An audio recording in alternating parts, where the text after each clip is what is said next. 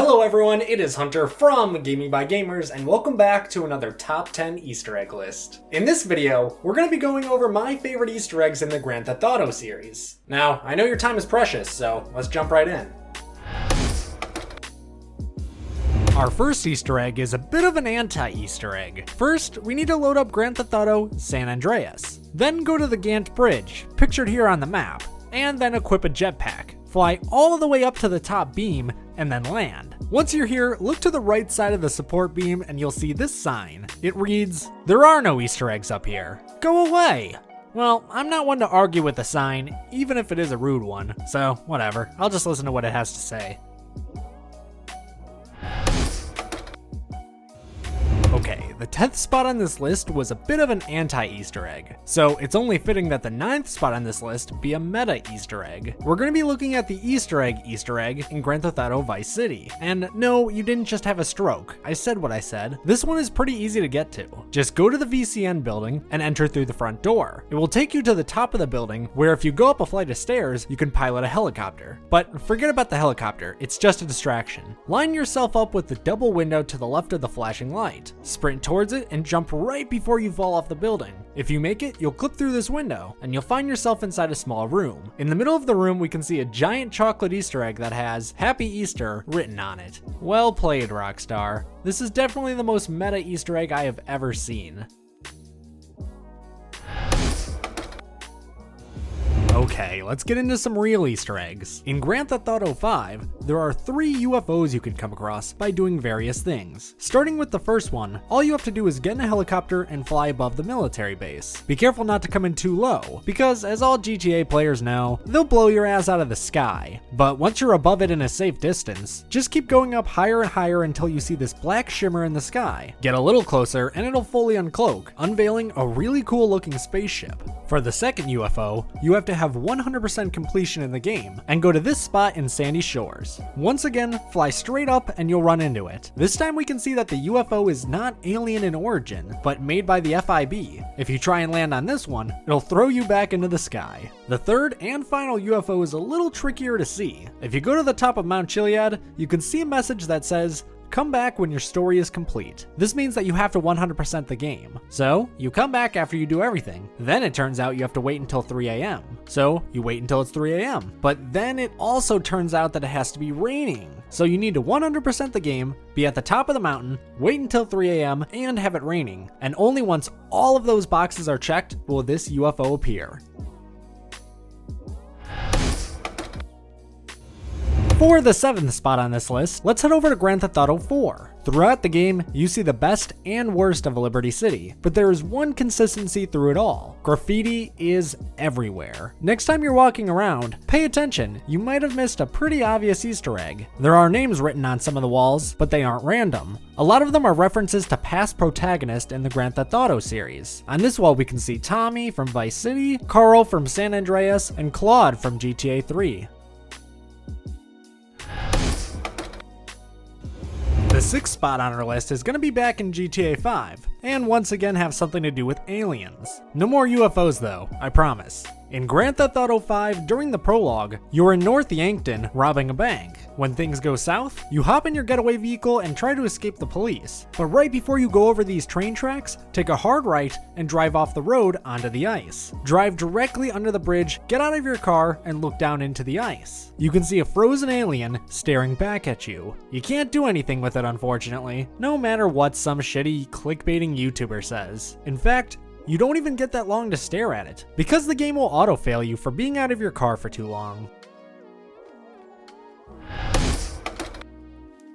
Alright, we're halfway done. For this Easter egg, I wanted to show off some of the foreshadowing in Grand Theft Auto 3. While driving around Liberty City, you can see plenty of billboards all throughout the game, but one that caught players' eyes can be seen here. It is from Francis International Airport and says, "See you in Miami." Of course, we now know that this is a little sneak peek to the player that the next game, GTA Vice City, will take place in a city based off Miami. GTA 3 came out in 2001, while Vice City came out a year later. So it's cool to look back at these older games and see the little secrets they snuck in.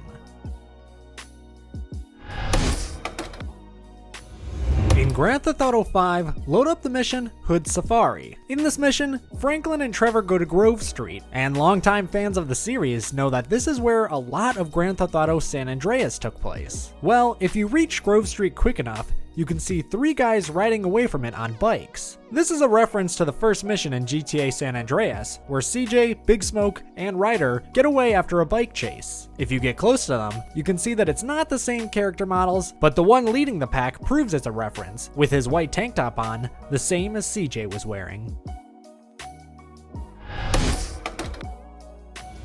For our third Easter egg, things get a bit creepy. In GTA 5, go to Mount Gordon right here on the map, and stay a decent distance away from this cliff area. Wait around until 11 PM in-game time and a ghost of a woman will appear. She's only there till 12 AM, but if you walk towards her, she will disappear. But that's not the end of this Easter egg. After she disappears, you can see that on the ground, the word Jock is written in blood where she was standing. At first it seems random, but if you pay attention in-game, you can see and hear that Jock is the name of a guy who is running for governor. Open the web browser on your phone and go to www.whokilledlenorajohnson.com, and you can see that it was his wife who fell by the cliff.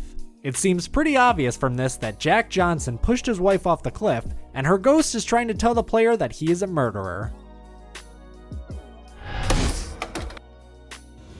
Our runner-up is the murder mystery in Grand Theft Auto 5. There is a killer on the loose in Los Santos, and it's Michael's job to solve it. Except it isn't. You can follow a string of clues to solve this case, but the game doesn't ever acknowledge it. No mission markers, no voice lines, it's only there if you want to solve it. So let's take a look at it. First, you need to play as Michael and find these 4 messages carved into the wall. The first is right here on the map and reads, "Old Fred acts nice, but it ain't so." The second is here and reads, "Ain't no mystery, they drowned her because of what she knew." The third is here and says, "Fred makes cartoons for kids. Funny thing, considering what he hid." And the final is at the observatory and says, "David Richard knows." Once you've seen all of these, go to the left of the island and hop in a submarine. Then head to this spot on the map. Drive all the way down to the ocean floor and then get out with scuba gear on. On the ocean floor, you could see the body of a woman whose feet have been encased in cement. Now go back to land, make sure you're playing as Michael, and head to Solomon Richards' office. Now you have to wait until 9 PM. Once the clock strikes 9, you will see that you're able to walk into his office. And when you do, you can read the letter on his desk. The letter is from a man named Fred Quincy, who admits that he killed a man named Isaac and buried him in a mine in the hills. He then killed the woman and dumped her in the ocean. And if Solomon tells anyone about this, he would kill him too. So naturally, the last thing we have to do is find the body of Isaac. Go here on the map and you'll find a boarded up mine shaft. Blow it up and you'll find his body laying there on the ground. For the number 1 spot on my list, I had to pick the heart of Liberty City in Grand Theft Auto 4. This isn't as complex as some of the other Easter eggs on this list, but it's so crazy I had to put it at the number 1 spot. Go to the Statue of Liberty, the Statue of Happiness, and jump out of a helicopter at the 2nd level of the viewing area. Walk around until you see this door with a small sign. The sign reads, "No hidden content this way." Well, I'm done being pushed around by signs. I'm walking in anyways. Turns out when you walk into the door, you actually clip through it, leading you inside the statue. Climb up this long ladder and you'll come face to face with the gigantic beating heart, chained up to the statue. No matter what you do, it'll keep beating, even if you shoot it.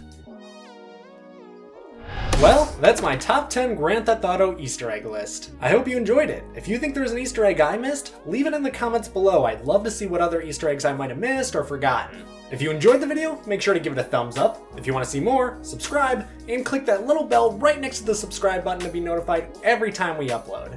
Thank you again so much for watching, and have a great day.